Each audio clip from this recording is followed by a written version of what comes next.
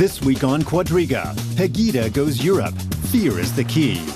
The Patriotic Europeans against the Islamization of the West have found supporters outside Germany. Pegida Denmark has already conducted a march. In Austria, a chapter is also planning a similar demonstration in February. On Facebook, the movement has now also found adherents in countries from Sweden to Spain. Polls indicate that around 3 in 4 Germans reject the approach. Will it go the way of other short-lived protest movements, or could Pegida grow into a Europe-wide phenomenon? Your host this week, Peter Craven.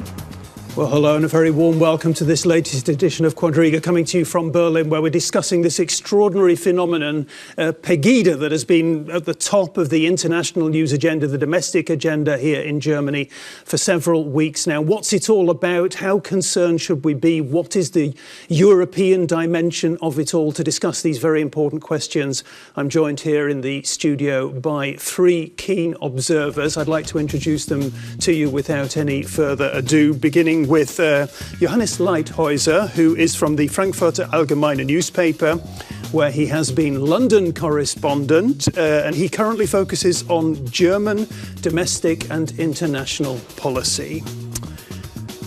Also, the writer and commentator Zafer Şenocak, who lives here in Germany, here in Berlin, in fact, has for a long time indeed. He was, though, born in Turkey. He's a specialist, I think it's fair to say, on the poetry and the politics of living in 2 different worlds. He's nodding at least about that, yeah. And last but not least, Judy Dempsey, currently a writer and analyst for the Carnegie Foundation.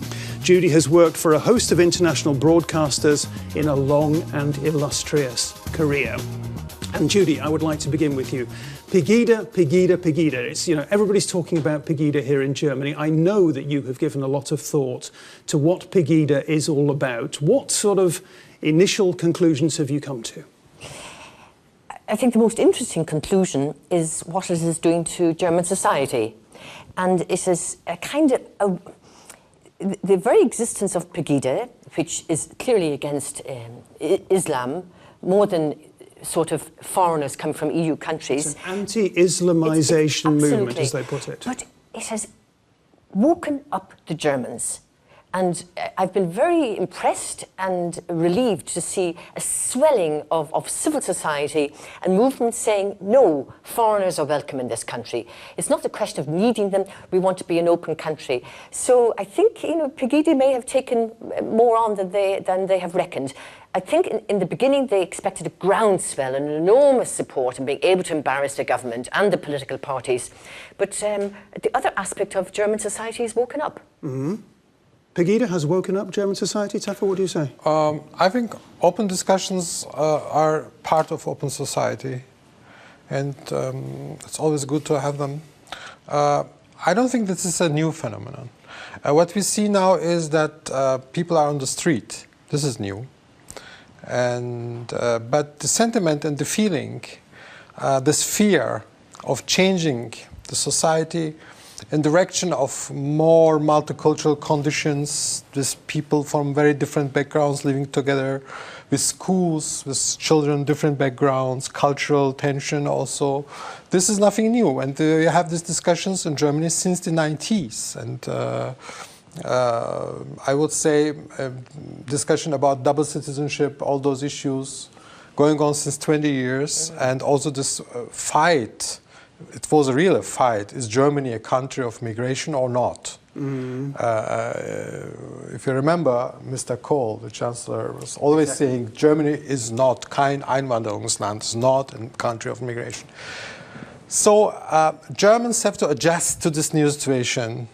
And I think in the West, they already, in their vast majority, adjusted to it. And they are working on it all together, migrants and the old population of the country. And this coalition of the newcomers and the old ones, there is also first and second generation of migrants. We are forgetting this. We are talking now about the refugees and so on. Also Pegida, for example, this is a big subject. People who will come in the next years, and now the refugees who can come, who is not allowed to enter, and so on. But my God, this country had around 15 to 20 million people entering the country since the 1960s, guest workers and so on. And I think it is, in fact, a positive experience for Germany. And the level of integration is very high if you compare it with some other European countries. But we have a PR problem. We have really a PR problem because we have, of course, there are problems. Migration is nowhere easy. And people are different, and we have a very, very difficult past in Germany with otherness. So we have to discuss all those issues together, I agree, but we have also a little bit to show the modern, open society of Germany. We can be proud of this, I would say. And outside, people look on Germany like this. You know, we look, this is a strong country with a democratic society, open society, which is welcoming people and integrating them faster when others do. But there are elements of the international press who have been suggesting that what Pegida amounts to is the beginnings of a resurgence of far right-wing sentiment in Germany. Are they right to suggest that? In Europe in general. It's not on the German issue, yes. Because we have these movements already in France, in Austria, in Denmark, very strong. And in Germany was a little bit exception, I would say, because of the past. This is all these national issues, you know, borders, national identity. Those are all issues in Germany with a special tune. And I think it's the last step of an European movement of identity. Johannes, go on, Johannes. Yeah, I mean, you could take things easy and could say, yeah, that's just now a phenomenon that shows Germany is going to normalize.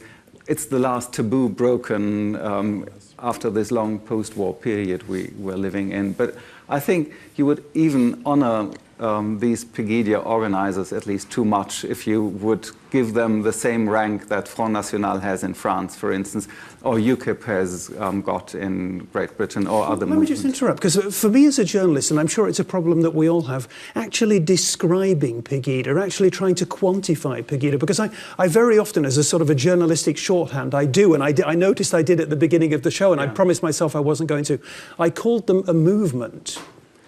Am I right to do so? Is Pegida a movement, or is it a ragbag of people who are disgruntled and disillusioned? I think it's rather the latter than the first. The organizers, not even the organizers, I would say, have a clear idea of what they want with it. They like the power of standing on a marketplace and having 10,000 people assembled around them. If you're going to ask the people there, I think they have a wide range of issues, and even though they are calling themselves Europeans against, I would doubt that a majority of them is even European-minded. It's fascinating, isn't it, that they have chosen to call themselves Europeans, rather than Germans in the first instance. Understandably, because I think they don't want to. Although the patriotic element is there in the name itself, by transferring it to the European language, it's as if to say it's not unique to Germany. We've got organisations or support all over Europe. So just don't put it on Germany. This is something much bigger, and it's European wide. Yeah, I think they try to borrow from these more successful movements, if you want, in other European countries by doing this. Yes, like Front National, like UKIP, and what have you. Exactly. But there's something particularly different. I mean, whether it's a ragbag or not. What's interesting is I'm not quite sure what the policies are really, apart from the slogans. But unlike UKIP and unlike Front National, the whole Euroscepticism hasn't come in yet, which is very different. That belongs for the moment to the AfD, the Alternative for Deutschland. A new party that is very emerging. close to Pegida. Yes, indeed they are. That's one of the questions, isn't it? Absolutely, this is the party and they're quite insidious and probably hiding behind it. And the AfD, this Alternative for Deutschland, is Eurosceptic, very Eurosceptic, in fact. And indeed, they would like Germany to be taken out of the euro. But there's a strand inside that party who certainly identifies with part of the nationalist elements in Pegida. And so sooner or later, you know, the AfD will have to stand up and say where it stands on this. But you know, I mean, this Euroscepticism, this is an interesting question. I think until now, it's absolutely not clear if this European Union will be something like the United States of Europe in future, or it will be a kind of unification of nation states of Europe. You know, it's not clear. And this is, I think, what people makes nervous, because as I can observe in many European countries, people want to stay in these nation states more or less. They want to stay in these nation states, but they are not against Europe. They are not against cooperation between the nations. They are not against, but the idea of this United States of Europe, this came somehow to a kind of crisis, and we don't discuss it openly. But this adds to this. I think the common feeling of the people assembled in Dresden and elsewhere is there's too much going on far above our heads where we have no influence on. And and then this feeling you can then adapt to all kinds of issues. Our Interior Minister, Thomas de Maizière, he came out and he said he's been very level-headed in recent times, looking at in his dealings with the Pegida crisis. He said these people are asking some very important questions. They have some genuine grievances that need to be addressed. What are the genuine grievances, do you imagine, that need to be addressed? I would say they might have genuine feelings. I wouldn't even go so far to say there's really problems that they are bothered with and give them the right to. So what are the feelings? What are the emotions? The emotion is exactly things are happening and we are not involved in it. We can't take part. I don't feel at home in this society or in my surroundings, in my neighborhood anymore. And this is related to this special geographic center where this takes place, East Germany. They have many of these people on this marketplaces are almost on the brink of retirement, are more older people than younger people. They have lost the country 25 years ago, East Germany, DDR. Many of them were quite well adapted in this country and liked it to a certain extent. And they had difficulties to find their way in the reunited bigger Germany. So this still is a burden they are carrying on their back. So and now a genuine sense of dislocation. Exactly, yeah. It's what the sociologists, I guess, would say. Yeah. Judy, Isn't it something else as well, Johannes? Perhaps the mainstream parties, the post-war mainstream parties across Europe have run their course, that they haven't adapted to sort of the post-modernization of Europe, to globalization, and to adapting the policies and the politics to the society, to the citizens. And even those who aren't supportive of Pegida, there's been discussions for a long time, particularly in Germany, on the dislocation or the disaffection or the disenchantment, the question of alienation between the state political parties and the society. And you have lots of fringe movements, lots of little grassroots movements coming up against airports and so on. But somehow this is tapping into a much broader and tougher issue, the role of the political parties and the responsibility to the citizens. Just tell me a little bit more about that alienation, because I think a lot of people will be looking at Germany, specifically at Germany. They'll look to France, for example, and they will see the banlieue, they'll see the social problems in France. We have social problems in Germany too. But most foreign visitors, when they come to, I mean, people are flocking to Germany to live here, and most people, when they look to Germany, when they come to Germany, they say to me, I would actually quite like to live like this. This seems like a well-run, well-organized society with a high level of employment and broadly high levels of prosperity. So why are so many people alienated? They're alienated because politics has become detached. They're alienated because politicians, generally speaking, have taken for granted that the elections will come round and you will go and vote. All the voter turnout is getting lower and lower, and that's quite a sad and dangerous thing. And there's a feeling that even on the lower level of councils, local councils, that the relationship between young people particularly isn't there anymore. Let me give you an example, and it's more in Germany's neighbour, in Poland, where the election turnout is just plummeting now, which is quite frightening, given that it's only had freedom for 25 years. What has happened in Poznan, for instance, which is not so far from Germany, industrial city, thriving, young people have taken it into their own hands to organise the parks, to have design, to have competitions for how the roads should be done, for the infrastructure, for schools, because they don't feel the local councils are listening. And I think now with the bureaucratisation of politics, perhaps, and globalisation, that the feeling of identity between the politician and the citizen is widening. So Pegida could actually signal a sort of a cri de coeur, people actually saying we want more participation in society. This is a very old and very normal problem for all democratic societies, I would say. If there are elected people, there's always a distance between elected people and people on the ground. I think the source is coming from somewhere else. It's not about politics. It's about changing the environment. You know, you had in the last 50 years in big parts of Western Germany the results of immigration. You can see it very, very well in the big part of Berlin. You can see it in a city like Köln, but also in cities like Hamburg, Dortmund, Düsseldorf, big German cities, which change enormously. And I would say a majority of Germans appreciate that. They say, we became an open society, we became more international. Also, the guys coming to Germany and say, oh, I want to live here. For example, I have a lot of friends in the United States that say, I want to live in Berlin, this is the best city for me. This is a part of this fiction of this multicultural, open society. And its functions not that bad, I must say. But does it functions in the fantasy of people in Dresden, in Schwerin, in Rostock? This is the question. Is it also all of those places you just mentioned, I should point out, are in Eastern Germany? Mostly in Eastern Germany, also some parts of West. But I would say Bavaria. Some part. Well, but Bavaria is underestimated a lot. That was a joke, yes, underestimated a lot. If you go to a city like Nuremberg and so on, even Munich, there are now a lot of anti-protests going on against Pegida.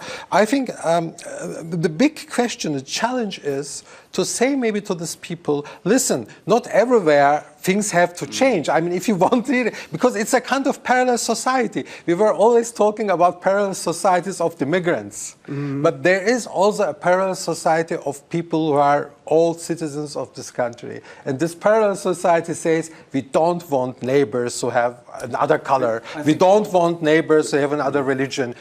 There are people like this. And so they live together and they have a community which is very different from the mixed parts of the country. But I think one of the reasons for this is we are living together in the German society somewhat closer or more equalized than in any other Western European society, let alone countries outside of Europe. Germany is a more egalitarian society? I would say that's one of the results of the Second World War and of Nazi times. We don't have any aristocracy left that was so much discredited because of dealing with Hitler. We don't have many Judy and I are looking at each other and wondering if we should leap in and question that assertion, Johannes. You kindly mentioned my spell in the United Kingdom, and when I was living there, it just came to my mind. I hadn't experienced it before or thought about this, how what a class society this country is, and that's gone in Germany. And this leads to the feeling of many Germans that they are observing the whole country, the whole society when things are changing.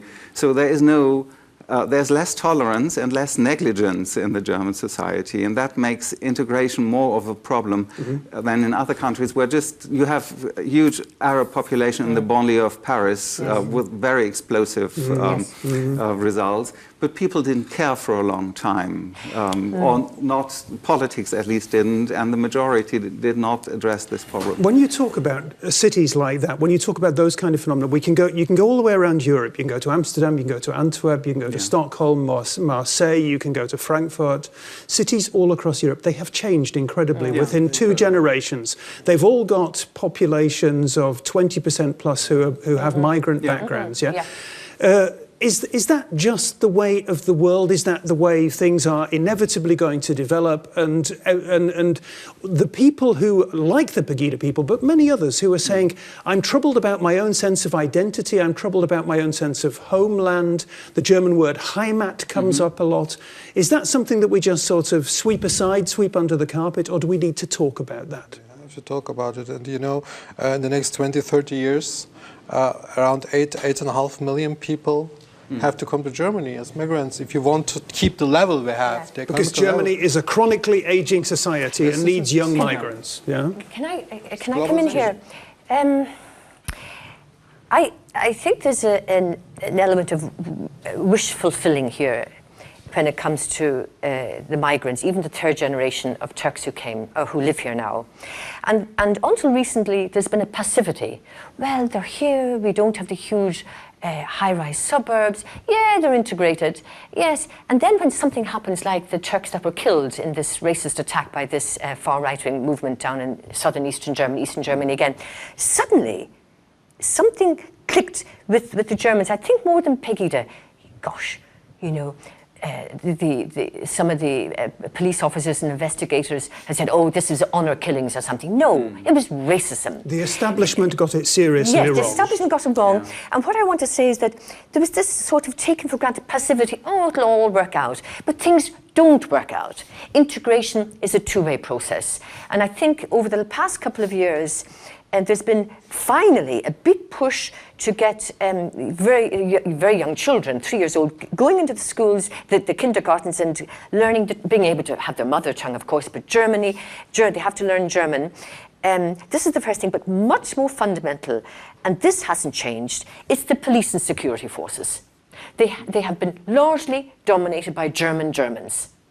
And for trust in the community and given the other face of the German society, because there is another face, the civil service, the security forces, police particularly, judiciary, they have to be opened up to migrants who are now living here, wherever they come from. This is going to take time. Slowly there's a discussion taking place about this. Okay, before we move on, we've got a short film where we've got I think 3 or 4 voices from contemporary Germany talking about where we are at this point in time. Let's just get a flavour of what they've got to say.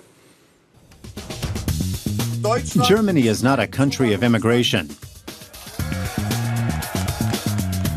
Integration doesn't mean just living next door to one another, but with one another, based on the common foundation of the values set down in our Constitution and our German cultural identity, which has been influenced by its Judeo-Christian roots, Christianity, humanism, and the Enlightenment. We're afraid that one day the Germans in Germany might become a minority. It's not just about foreigners, it's about the future, about the general problem. We don't want to be walking around veiled in 50 years' time. We don't want to be Islamized. People are trying not to go out on Mondays. After 3 p.m., the Muslims here avoid the streets. I often think, and I'm often worried, that people have a wall in their hearts. Not like the Berlin Wall this time, dividing East and West, but a wall dividing one street from the next, a wall in their hearts. Zafer, people are trying not to go out on Mondays. How worrying is it to hear that kind of comment? Because we're talking in very liberal terms about the progress that has been made in recent decades in Germany, but people are not going out on the streets on a Monday evening. This is a shame. I mean, it's clear that they have a big problem with this. But, you know, I think the key word here is, in fact, Islam. We have to talk about it because it became a kind of symbol for the other color, in fact. It's an issue of color now. It's not about religion. It's an issue of color. And second, there are, of course, big problems in Islamic societies. I mean, it's obvious. And it's coming over the television. I can understand everyone who says, oh my God, what kind of people are those? I mean, you know, this violence in the name of Islam, in the name of God, in the name of Quran. And And Muslims are really to take care of this issue and to stop it somehow. I mean, they have to together to have, not talking only about Islamophobia. I mean, there is, of course, Islamophobia. There is also anti-Semitism. It will be ever there. It will never disappear. I'm in this very pessimistic. It will stay there. But we need our strategies against it. We have to show that how people can, because, of course, the problem of these people, I think there are a lot of people among this Pegida demonstrations, so just are really afraid. But what they don't reflect is that this community of so-called Muslims, people from Muslim societies, they are so heterogeneous, and there are so many people who are secular, who are not believers, who are Alevites, who are this, who are that. So the small minority of radicals somehow captured all of us, and we are now prisoners of this violent and barbaric movement, and we have to try really to find a new coalition of very normal people, you know, who wants to live in peace, who don't want to have war in their hearts, like this lady said. So this is the very, very important message. What you're describing to a certain extent is a polarization. There's a middle ground, but there's also there are radical fringes. Yeah, but not the radical fringes are in this radical Islam that's sprung up in the Middle East, and that's more that's really clearly a sign for, to put it the other way around. I think there's only one thing Pegida maybe is right in saying: there's some issues are not discussed in this society, and one of these issues is integration and what it needs to be integrated, and there have been experiences now in post-war Germany over many decades. In the West, we had in the 60s many people coming from Southern Europe, from Yugoslavia as it was then. And there has been some xenophobia then, but then they were integrated and blended in, and nobody's talking about these. Then we had a huge Turkish minority with different integration issues, but I would say still integration happened more or less quite well. When you go now to certain areas in Berlin, you see there's a lot of Arab immigration coming on, not only Syria, but many Lebanese people and others. Different immigration, different issues, education, for instance. Their society values differ from the ones lived here to a certain extent. Young boys are not willing to listen to female primary school teachers, for instance. All this kind of thing has to be addressed to avoid failures in education. Have those issues perhaps not been addressed? No, because openly, there is a left-wing political establishment in Germany, as Pegida suggests? Not entirely. It's beginning. Look at Neukölln, where the mayor there has Neukölln for our listeners. I mean, there's a gentrified area, and there's quite a poor, heavily concentrated immigrant area, and the school performance has been abysmal, and the level of discipline, the level of young boys hassling the female teachers. And the mayor has taken control of this, and he set up special programs. It's going to take time, but slowly it's beginning to work. But this is about adaptation, and it really needs the support of parents as well. Not only the teachers and the politicians, but the parents must feel involved in this integration to give the next generation a stake in the society. It's so complicated. We missed also to use the potential of the original background culture. For example, my mother's teacher, was teacher, she died 4 years ago. She was absolutely shocked when she remarked that there are really boys who are disregarding female teachers. She couldn't understand that. It was not possible as a teacher coming from Turkey. But we were always thinking, oh, those people are all Muslims, they are all somehow together and they do the same things. No, there are big differences. But we lost in the last decade, I would say, in the last 10, 15 years, we lost this power of secularized Muslim societies. We can now observe it also in Turkey. Absolutely. And this is the real danger when because this leads real to a polarization between the two worlds, this Western European world and the others, you know, the Muslim world somehow looking for other values and or slaughtering each other and I don't know what. But in the end, we have to avoid this polarization. I think it's deploring to say, but I think this is the easiest way. If we look at your motto of today's discussion, where Pegida might have a chance to go Europe, is in this anti-Islamic mood they are feeding, and they might very easily, in the current situation, they might very easily find allies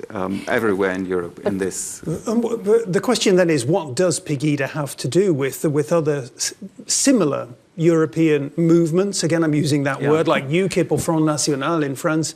Are there similarities? Is there common ground, or is Pegida something very specifically German?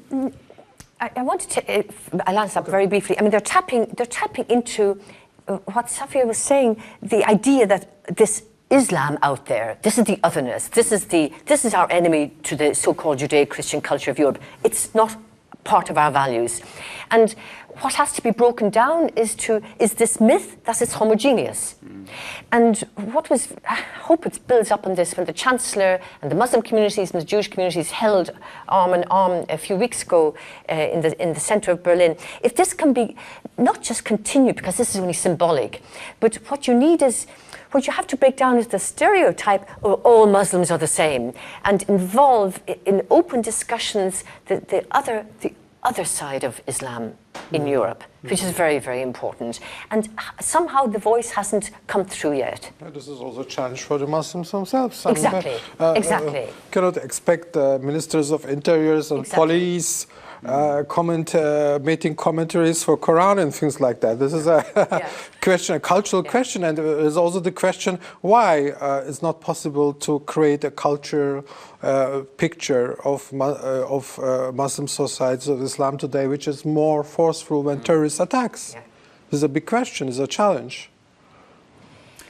Yeah. Well, to answer the question about whether there are similarities that Pegida could build on in relation to other right-wing or right populist parties in Europe, not too many, because I still think Pegida is a regional phenomenon up to now. But if they dwell on this anti-Islamist strain, they might get somewhere, and then this Eurosceptic element as well. I think these two are the ones where they would find links to Front National, links to UKIP, links to Danish right-wing. But you mustn't underestimate the whole role of the social media and the internet. It is so easy now to spread the word. These internet sites are very sophisticated. They're very, very expensively made. There's money behind these organizations. I would even blame ourselves to a certain extent to have taken part in spreading the word of Pegida, because media in Germany is very on the alert when it comes to right-wing movements, and we are still very attentive looking at everything, and they choose a very nice time for starting their demonstration movement shortly before Christmas. Not many other issues around, so everybody jumped on this. Isn't it ironic that the media has given them so much prominence, top of the news agenda for weeks on end, really, despite the fact, and I'd like to invite you to explain this for our viewers, that Pegida have been describing, the media have been describing the press and the journalists as the Lügenpresse. Yeah, and Nazi terminology. Perhaps you could explain that. There might be a masochistic element in what media people do, but I think it's like I said, we are always alarmed when there's a right-wing movement coming up, because obviously the relations to German history are so obvious, and so they get a lot of attention, and then it was just good luck for them, because no many other issues were around at that time. But also, and it coincided with the bombing, the terrorist attacks in Paris. So everything was conflated, no differentiation. What has Pegida got to do with Paris? They say is it just happening at the same time? But it's a coincidence, Peter. But also, it's the I word, it's the Islam word. And so, these were Islamic young people. I mean, it feeds into this a little. They exploited this the Monday after the bombings, the killings in Paris. The demonstrators, which were very hypocritical, was saying, this is terrible. But what happened in Paris? But they twisted it in such a way. You see, and they said this: we're right. This is what's going to happen.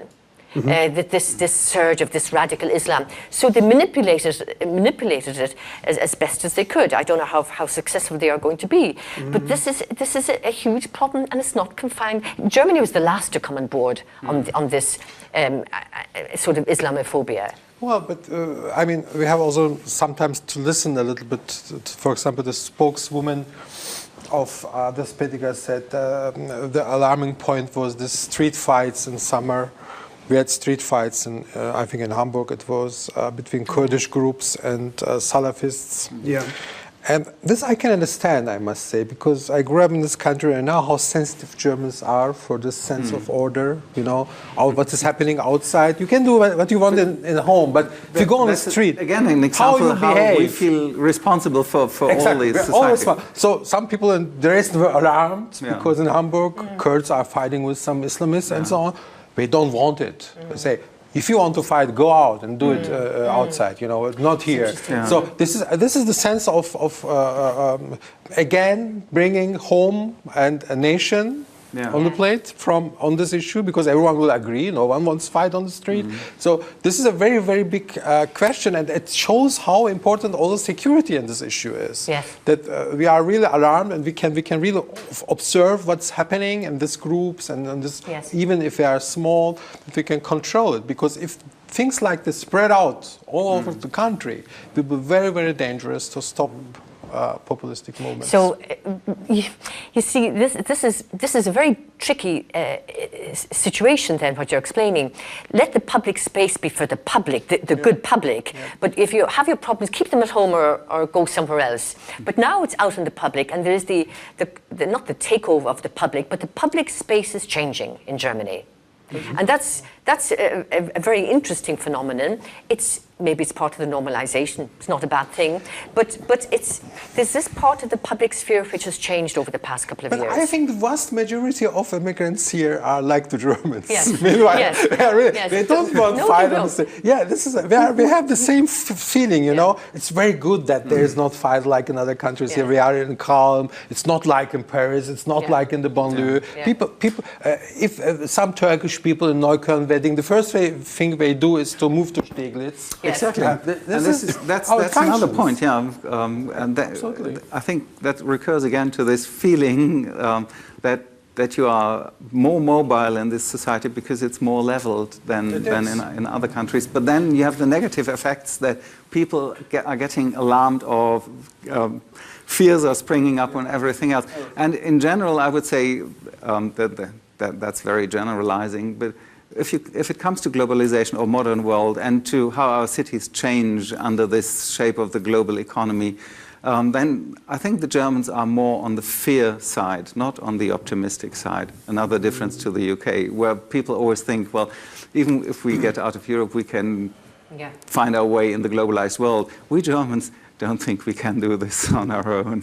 That German word, angst. Exactly. It's very interesting. You talk about the United Kingdom there. I was reading earlier this week the British journalist Timothy Garton-Ash, and he was saying, look, Britain is a very sort of multicultural society where, especially in a city like London, people are rubbing up against each other all the time. They're pretty accepting about each other. But we need to make progress, he said. And I read the whole article. I'm waiting for his explanation of how he believes we can make progress. And he basically said we have to, in public space, we have to give signals to each other that there is no us and them. But in doing so, what he said was that there still is, in very large measure, an us and them. And our discussion today reveals to me that in Germany, there still is a big us and them around Islam. Well, that's my fear, my feeling. Well, I don't know if this is a real question. There is, of course, kind of polarization like this, but the question is it really involving the whole society? It depends on where you live. I mean, what strikes visitors to Germany is that it's very white, frankly. And that's the first thing. And secondly, there is, it's not just, Islam is the most demonstrative problem, at least in the public discourse now, but it's not easy, you know, coming from Africa, being an Asian. I mean, the Chinese community and the Vietnamese community, they're finding their way here more and more.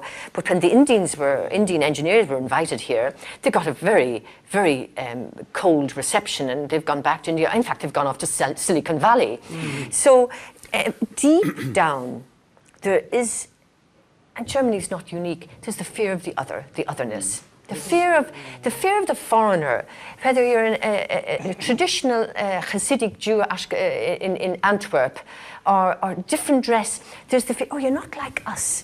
And there is an instinctive reaction that the otherness, we're not comfortable with the otherness. And this is a European phenomenon. This is a result of the Second World War in many ways. I mean, the Jewish community was almost entirely killed, and we had to rebuild the economies. Germany and other countries brought in lots of guest workers. Do you think they were integrated? No. The otherness let them stay away. Keep the distance. But things will be all right. They are now integrated. And not as much as they should be after 3 or 4 generations, frankly. And I discussed this with the civil service, with the hospitals, with the professions are only very, very slowly opening up to the 3rd and 4th generation. I don't know if you would agree with this. I think you could tell that story in 2 different ways. There's a positive take and there's a negative take, I think, pretty much. Yeah. Yes. We're getting quite close to the end of the programme, I'm afraid. I would just like to ask the general question. Some people have come out this week and said that they believe that Pegida is a flash in the pan, that it's going to disappear in the next couple of weeks, as though it had never been there. Others are saying that this is the start of something much bigger, and we will look back in a few years' time and see this as a sort of a resurgence of difficult sentiment. Disappear, but the feelings will stay, I would say. Things are getting more volatile. Pegida might go, but others might more easily come back. Judy? It may implode, but we have to see what happens to the other more sophisticated party, the Alternative for Deutschland. OK, we're going to keep a close look on it. Judy, Johannes, Zafer, thank you very, very much for your views today. I hope we've given you some food for thought at home. If so, do come back for next week's edition of Quadriga. For now, bye-bye from Berlin and tschüss.